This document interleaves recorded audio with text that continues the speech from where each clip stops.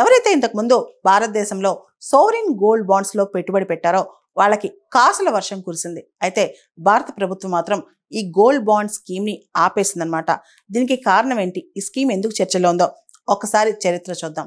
మనం చూస్తే కనుక మన కరెంట్ అకౌంట్ డెఫిసిట్ అనేది ఏదైతే మనం విదేశాల నుంచి కొనుక్కొచ్చుకుంటామో, మనం చూస్తే ఆయిల్ ఎక్కువ కొనుక్కొచ్చుకుంటాం, ఆయిల్ ఇంపోర్ట్స్, తర్వాత గోల్డ్ కొనుక్కొచ్చుకుంటాం, ఫిజికల్ గోల్డ్. దీనివల్ల మనకి చాలా ఎక్కువగా కరెంట్ అకౌంట్ డెఫిసిట్ ఉంటుంది. ఈ ఫిజికల్ గోల్డ్ కొనుక్కొచ్చుకోవడం, బయట నుంచి విదేశాల నుంచి కొనుక్కొచ్చుకోవడం, గోల్డ్ ప్రైజెస్ పెరుగుతాయన్న ఆశతో చాలా మంది భారతీయులు ఫిజికల్ గోల్డ్ కొనుక్కోవడానికి ఇష్టపడతారు. దాంతో మనం గోల్డ్ ఎక్కువగా ఇంపోర్ట్ చేసుకుంటూ ఉంటాం అనమాట. దీనికి ఆల్టర్నేటివ్గా కరెంట్ అకౌంట్ డెఫిసిట్ అనే దాన్ని తగ్గించడానికి సోవరిన్ గోల్డ్ బాండ్ స్కీమ్ అనేది 10 సంవత్సరాల క్రితం భారతదేశం చేసిందనమాట.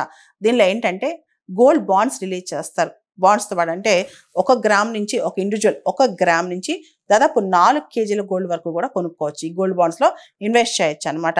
ఎవరైతే ఇన్వెస్ట్ చేస్తారో ఈ గోల్డ్ బాండ్ రిడెంప్షన్, ఈ బాండ్స్ రిడెంప్షన్ అనేది 8 ఇయర్స్ తర్వాత జరుగుద్ది అనమాట. 8 సంవత్సరాల పాటు ప్రతి సంవత్సరం వార్షికంగా 2.5%, 2.5% వడ్డీ కూడా పే చేస్తారనమాట.